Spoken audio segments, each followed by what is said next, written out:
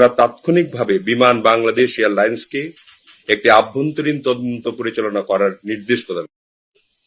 বিমানবন্দরে CCTV O body on ক্যামেরার footage পর্যবেক্ষণ করে তদন্ত প্রতিবেদন কয়েক ঘন্টার মধ্যেই আমার কাছে কর্তৃপক্ষ পাঠায় এবং উক্ত ফ্লাইটে আসা 836 পিস লাগেজের মধ্যে 21টি বেগেজ কাটা অবস্থায় পেয়েছেন বলে কর্তব্যরত গ্রাউন্ড স্টাফদের নিকট মৌখিকভাবে জানা যায়।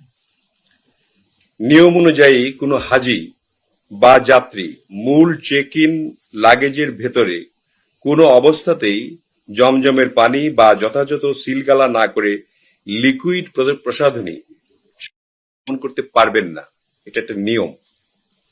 লাগেজ স্ক্যানিং এর সময় ধরা পড়লে নিয়ম অনুযায়ী বিমানবন্দর কর্তৃপক্ষ লাগেজ কেটে বা খুলে তা বাজেয়াপ্ত করে থাকে। আন্তর্জাতিক নিয়ম অনুযায়ী ডিক্লারেশন ব্যতীত নগদ টাকা বা মানিব্যাগ বুকিং লাগেজে নিষিদ্ধ।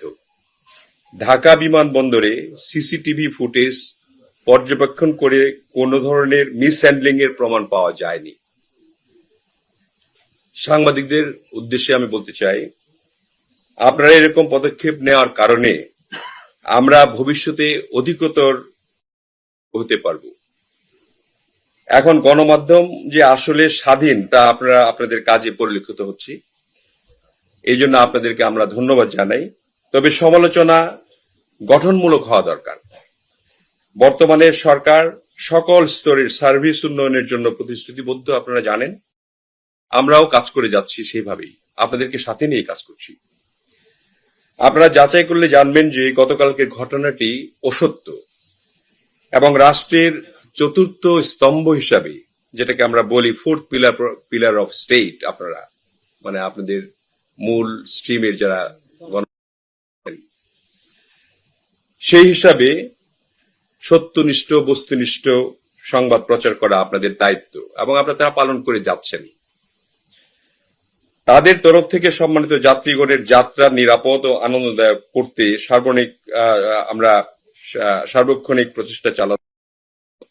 আমাদের এই বিষয়ে যে সামাজিক যোগাযোগ মাধ্যমে যে বিষয়টি অসত্য প্রমাণিত হয়েছে তার একটি প্রতিবেদনও আমাদের বিমান কর্তৃপক্ষ দিয়েছে এবং তার ভিডিও ফুটেজ যেটা আছে, আপনারা ইচ্ছা করলে দেখতেও পারেন। এটা সত্যতা প্রমাণের জন্য যে লাগেজ বিমান থেকে নামা থেকে আরম্ভ করে এবং আপনার বেল পর্যন্ত আসার যে টোটাল ভিডিও চিত্রটিও রয়েছে, সেখানে দেখলে আপনারা বুঝতে পারবেন যে এ ধরনের কোনো ঘটনা ঘটেনি। লাগেজ নামানো হয়েছে, আনা হয়েছে এবং জেনে খুশি হবেন আপনারা 13 মিনিটের মধ্যে প্রথম লাগেজটি এসছে এবং 1 ঘন্টারও কম সময়ের মধ্যে লাগেজগুলি ডিস্ট্রিবিউশন হয়েছে।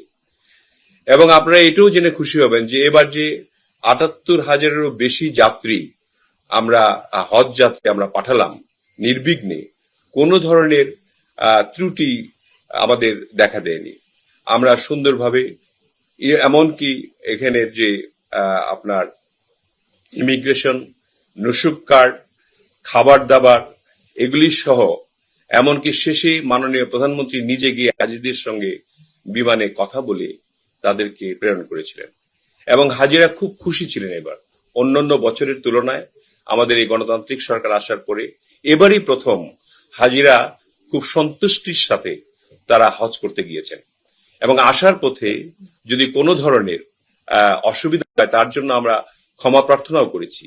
কিন্তু যে ঘটনাটি নিয়ে আজকে আপনাদের আহ্বান করা হয়েছে সেই ঘটনাটি অসত্য, এই বিষয়টি আপনাদেরকে পরিষ্কার করার জন্য আপনাদেরকে আহ্বান করেছি।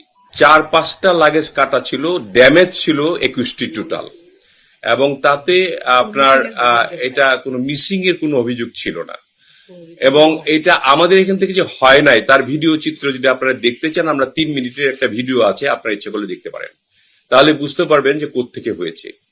আমাদের এখানে হয় নাই, এটা আপনাদেরকে এই সত্যতা নিশ্চিত করার জন্য আমরা ভিডিওটাও নিয়ে এসেছি। আপনারা জানেন যে প্রায়শই এরকম সোশ্যাল মিডিয়ায় আমাদেরকে বিভিন্নভাবে বিভ্রান্ত করা হয়, যেটা আপনাদের সহযোগিতায়